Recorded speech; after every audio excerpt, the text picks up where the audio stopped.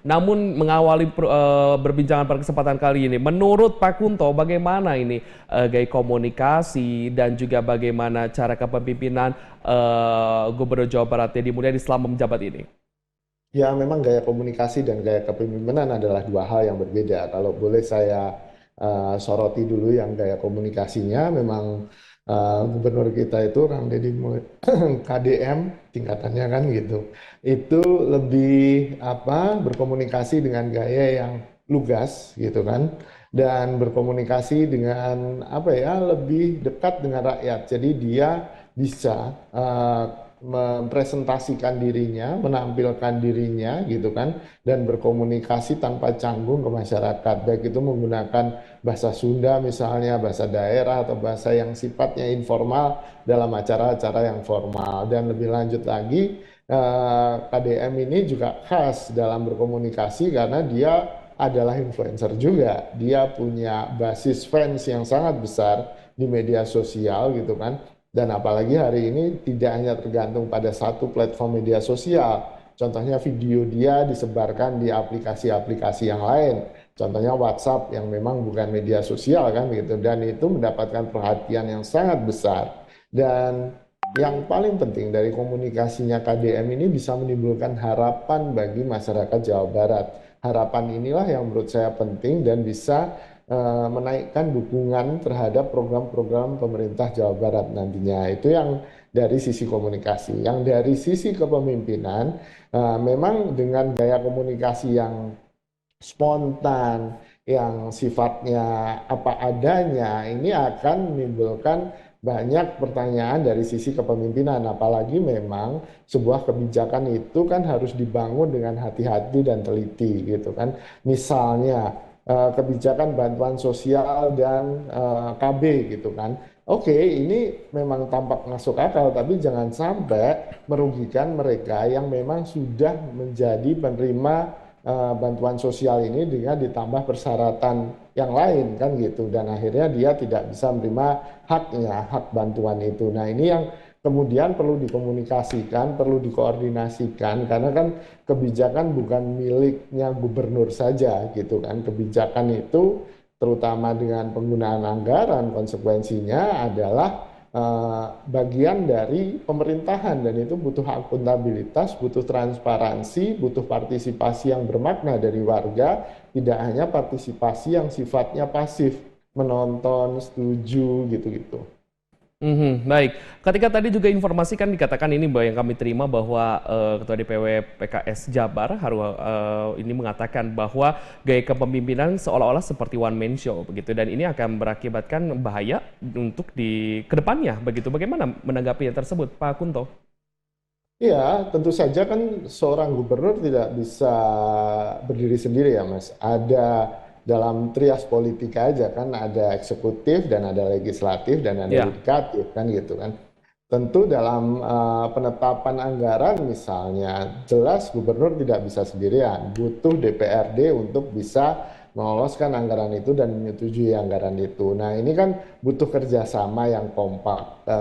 Kebijakan ini kan pada akhirnya muaranya kalau di antara legislatif dan yudikatif lebih pada pembahasan anggaran, lalu kemudian kelompok mana yang harus diutamakan kalau memang anggarannya nggak cukup kan begitu. Jadi diskusi-diskusi ini penting gitu kan, jangan sampai KDM karena sangat spontan, karena dorongan hatinya untuk menolong warga gitu kan, hanya menolong di daerah yang dia kunjungi, tapi daerah lain terabaikan. Ini kan yang seharusnya bisa dihindari dengan kemudian melakukan diskusi-diskusi yang lebih matang gitu. Jangan sampai kebijakan yang belum matang dilempar ke publik atau kebijakannya sifatnya hanya pada wilayah-wilayah tertentu, dan ini juga akan menimbulkan kecemburuan bagi wilayah lain. Kok saya nggak dikunjungin?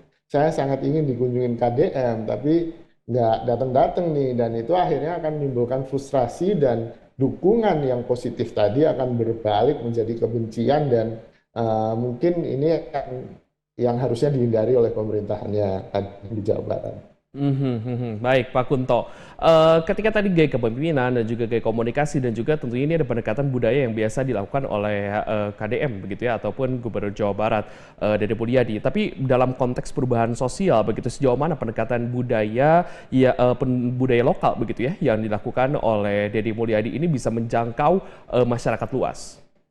Ya, sangat berhasil kan, bisa kita lihat bagaimana views-nya, bagaimana like-nya, bagaimana engagement yang dihasilkan dari konten-konten yang diproduksi oleh gubernur kita gitu kan, dengan tidak hanya di Jawa Barat, bahkan fansnya ada di seluruh Indonesia gitu kan, dan ini bukti bahwa pendekatan lokal atau bahkan kearifan lokal ini masih jadi menarik gitu, daya tarik gitu kan, dan terutama bagi suku Sunda yang ada di Jawa Barat, yang mayoritas di Jawa Barat kan gitu. Selama ini kan konten-kontennya mungkin nggak ada yang khas, nggak ada yang kemudian mengarus utamakan budaya Sunda. Nah, KDM kemudian membawa itu dan ini seperti oase di tengah padang pasir kan, yang selama ini belum ada, sehingga ini menjadi apa ya, daya tarik yang khas, menjadi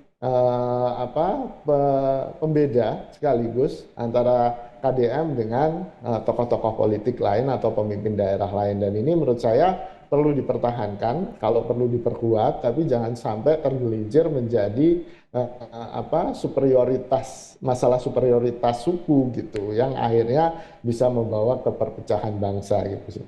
Berarti bisa dikatakan strategi belusukan ala Deddy Mulyadi yang diangkat ke media sosial ini masih cukup kuat begitu ya Pak Kunto? Betul, betul, sangat kuat. Karena kan kita harus lihat bagaimana pintarnya KDM menggabungkan strategi dua presiden kita yang terakhir ini kan gitu. Pak Jokowi dengan belusukannya, KDM bisa melakukan itu, lalu kemudian gaya ketegasan dan apa ya, spontanitasnya Pak Prabowo dengan butuh apa, saya tolong. Ini apa, saya tolong. Nah, ini yang kemudian menjadi daya tarik gitu kan, bagaimana dua presiden yang juga besar di Indonesia, besar juga di media sosial, besar di media gitu kan, gayanya di combine, digabungkan oleh KDM, bisa diramu sedemikian rupa menjadi sebuah persona baru di politik Indonesia gitu. Jadi gaya kepemimpinan, simbolisme kebudayaan dan juga substansi kebijakan KDM ini sangat pintar untuk mengolah tersebut begitu Pak Kunto ya? Betul, betul. Kita harus apresiasi itu dan mudah-mudahan ini bisa mendorong partisipasi yang lebih bermakna. Jadi orang tidak lagi segan meminta kepada gubernur, orang tidak lagi segan menuntut pada gubernur karena tahu gubernurnya responsif. Cuma yang memang ada poin yang bisa kemudian didorong atau kemudian diperbaiki adalah bagaimana tadi koordinasi tadi, jangan sampai kebijakan yang mungkin bermanfaat dan sangat diperlukan oleh sebuah kelompok, tapi justru bisa merugikan kelompok lain. Sebagai contoh misalnya kebijakan di sekolah soal larangan study tour atau wisata ke daerah luar Jawa Barat gitu kan ya, kemudian menimbulkan konflik dengan Kementerian Pariwisata. Nah, ini kan harusnya bisa dihindari, tidak, kebijakannya tidak membuat kegaduhan, lalu kemudian everyone happy lah Mas gitu. Jadi semua orang bisa happy dengan kebijakan itu dan bisa menyasar kebermanfaatannya gitu. Baik, berkaitan hal tersebut juga begitu tadi juga DPW PKS Jabar, Bapak Hando juga mengatakan bahwa kunci utamanya adalah kolaborasi, komunikasi juga transparansi. Tapi untuk sampai saat ini Pak Kunto, bagaimana melihat komunikasi, transparansi dan juga kolaborasi yang sudah dilakukan? Karena apakah itu sudah cukup? Begitu tadi juga sudah dikatakan bahwa ada aspek dari DPRD-nya, lalu juga dari masyarakatnya itu sendiri begitu ya. Jangan sampai dikatakan one man show begitu. Tapi bagaimana menurut Pak Kunto? Ya, kritiknya Pak Haru tadi sangat valid gitu Mas, bahwa memang aspek itu yang harus didorong di gaya kepemimpinan dan gaya komunikasinya KDM, bahwa gubernur bukan raja kan gitu. Gubernur tidak kemudian bisa mengeluarkan titah yang memperbaiki semua hal gitu. Ada stakeholder-stakeholder atau pemangku kepentingan yang juga punya tugas dan fungsinya gitu kan dalam suasana demokratis, dalam pemerintahan yang akuntabel dan transparan ini gitu kan. Jangan sampai kemudian Kang Deddy Mulyadi menyalahi aturan, menyalahi prosedur, padahal niatnya baik kan gitu. Itu yang harus kita jaga bersama, dan untuk itu eh, saya mendorong dialog-dialog yang lebih terbuka. Akan lebih enak kalau dialognya KDM dengan DPRD ditonton oleh orang banyak, sehingga warga Jawa Barat juga tahu sebenarnya apa sih yang didiskusikan para pemimpin kita gitu kan. Dan itu salah satu langkah baru menuju partisipasi publik tadi, Mas. Jadi publik tidak hanya jadi penonton, pada akhirnya paham prosedur, paham proses, dan bisa ikut terlibat aktif dalam prosedur dan proses untuk menyejahterakan dirinya gitu.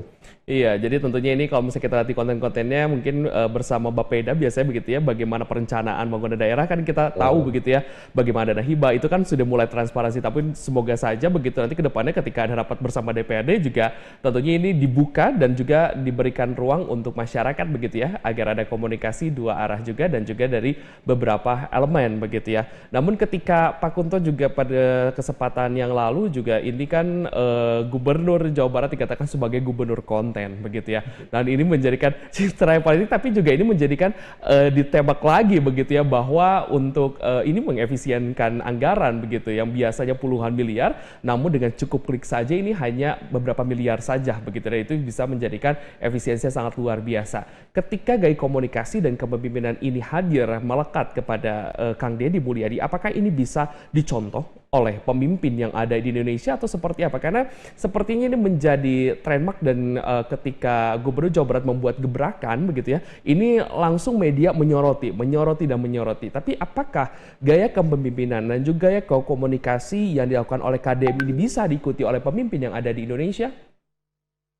Ya, kalau gaya komunikasi tampaknya bisa berlatih, cuman ada barrier, Mas. Tentu kalau itu dibuat-buat dan akhirnya orang tahu aslinya, gitu kan, itu justru akan jadi bumerang effect, gitu kan, yang tadinya suka jadi tidak suka. Jadi kenapa berhasil di KDM? Karena KDM memang ya orangnya seperti itu, gitu kan, dia tidak membuat-buat, dia memang original atau aslinya begitu sehingga publik menerima dengan baik gitu kan gaya komunikasinya. Tapi untuk kepala daerah lain ya harus dikembalikan gaya komunikasi dan kepribadiannya seperti apa. Kalau dia tidak se-egaliter KDM, tidak kemudian se-responsif KDM, akan susah untuk kemudian secara konsisten melakukan komunikasi yang sedemikian rupa. Tapi ada bentuk-bentuk komunikasi yang lain yang juga efektif sebenarnya. Tidak harus seperti KDM, tapi pada prinsipnya ada akuntabilitas, ada transparansi, ada interaktivitas, dan ada personalisasi. Menurut saya itu yang jadi kunci penting keberhasilan komunikasi kepala-kepala daerah ataupun politisi hari ini gitu. Oke, jadi ada beberapa yang bisa ditiru begitu ya, ataupun menjadi role model begitu ya KDM ini bagi para pemimpin yang ada di Indonesia karena terbukti kalau bisa dikatakan tokcer begitu ya ketika beliau membuat konten begitu ya viewersnya langsung luar biasa, langsung banyak begitu ya, terlebih juga dengan gaya kepemimpinan juga dan gaya komunikasinya ketika KDM mengatakan sesuatu dan dilihatkan konten yang ke anak-anak tersebut begitu ya, mereka menjadi ketakutan juga begitu ya dan ini menjadi komunikasi yang berbeda juga begitu yang dihadirkan oleh KDM. Lanjut Pak Kunto begitu ketika gaya komunikasi dan juga gaya kepemimpinan yang sudah dilakukan oleh KDM ini apakah bisa ada efektivitas gaya tersebut ini dalam menghadapi tantangan struktural seperti halnya birokrasi, korupsi dan juga ketimpangan sosial? Ya, kalau kita bicara birokrasi, korupsi itu kan sifatnya kultural ya Mas ya. Ya. Tentu butuh perbaikan yang lebih mendasar gitu Mhm. kan, tidak selesai dengan hanya konten di media sosial. Mhm. Apalagi kayak kepemimpinannya Pak apa KDM ini kan hari ini ibaratkan itu manusia, kepalanya yang lincah gitu kan, sementara badannya tampak agak susah mengikuti kepalanya. Nah, ini kan akan jadi problem, akan jadi masalah di ketika ini jangka panjang kita bicara tidak hanya 1 tahun 2 tahun tapi 5 tahun. Nah, bagaimana kemudian gaya yang dilakukan oleh kepala ini oleh gubernur ini kemudian diikuti oleh birokrasinya.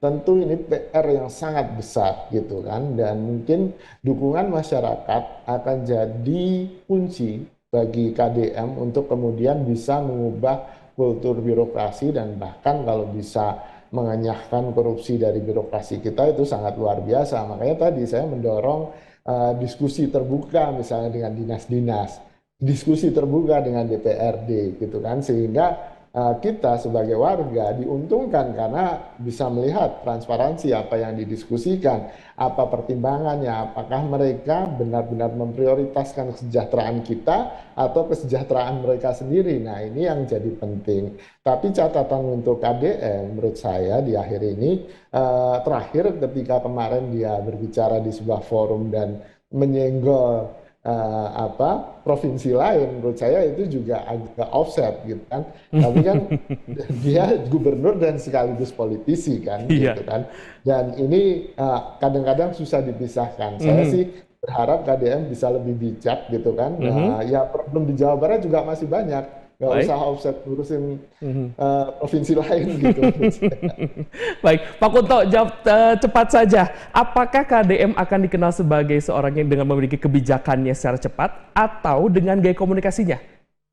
Menurut saya gaya komunikasi akan Baik. jadi personal Baik, yang gaya komunikasinya ya. Semoga saya tentunya ini bisa dilihat oleh kepemimpinan yang juga lainnya, bisa diambil begitu ya, yang dari sisi-sisi yang lainnya. Terima kasih Pak Kunto Adiwibowo PhD, pakar komunikasi politik Unpad sudah bisa bergabung bersama kami.